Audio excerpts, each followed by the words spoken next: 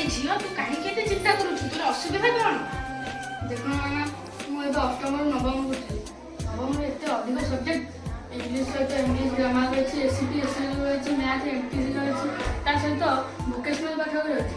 ମୁଁ ଏତେ ପାଠ କେବେ ପଢ଼ିବି, କେମିତି ରେଜଲ୍ଟ କରିବି, କୋଉଠିକି ଟ୍ୟୁସନ୍ ଯିବି, କେତେଟା ଟ୍ୟୁସନ୍ ଯିବି, ମୁଁ କିଛି ଜାଣିପାରୁନି। ଆରେ ଝିଅ, ଆମ ଆଶୀର୍ବାଦ କୋଚିଂ ସେଣ୍ଟର ଥାଉ ଥାଉ ତୁ ଏତେ ଚିନ୍ତା କ'ଣ ପାଇଁ କରୁଛୁ? ସେଠାରେ ଭଲ ଭାବରେ ଶିକ୍ଷାର୍ଥୀମାନଙ୍କୁ ଶିକ୍ଷାପ୍ରାପ୍ତ କରାଯାଉଛି, ଶିକ୍ଷାଦାନ କରାଯାଉଛି।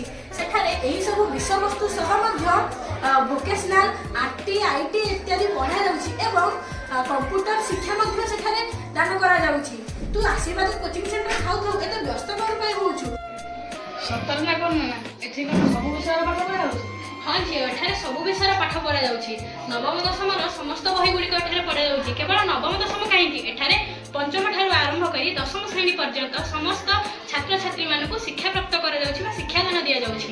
ଏଠାରେ ବିଭିନ୍ନ ପ୍ରକାର ଦକ୍ଷ ଓ ଅଭିଜ୍ଞ ଶିକ୍ଷକମାନଙ୍କ ସହିତ ଶିକ୍ଷାଦାନ କରାଯିବା ସହ ବିଭିନ୍ନ ପ୍ରକାର ଶିକ୍ଷଣ ସାମଗ୍ରୀ ଦ୍ୱାରା ମଧ୍ୟ ଶିକ୍ଷାଦାନ କରାଯାଉଛି। ଏଠାରେ ମାସକୁ ମାସ ମାସିକ ପରୀକ୍ଷା ମଧ୍ୟ କରାଯାଉଛି। ଆଉ ମଧ୍ୟ କେତେକ ସ୍କଲାରସିପ୍ ପରୀକ୍ଷା ଯେପରି NTS, NMMS, NRTS ବୃତ୍ତି ଇତ୍ୟାଦି ବିଭିନ୍ନ ପ୍ରକାର ସ୍କଲାରସିପ୍ ପରୀକ୍ଷା ପାଇଁ ମଧ୍ୟ ଏଠାରେ ଶିକ୍ଷାଦାନ ଦିଆଯାଏ। ଏଥର ନାନା ମୁଁ ନିଶ୍ଚିନ୍ତ ଆସିବ କୋଚିଂ ସେଣ୍ଟରରେ ପଢ଼ିବି। ଆମେ ମଧ୍ୟ ଆସୁଛୁ ଏବଂ ଆପଣମାନେ ମଧ୍ୟ ଆପଣଙ୍କ ପିଲାମାନଙ୍କୁ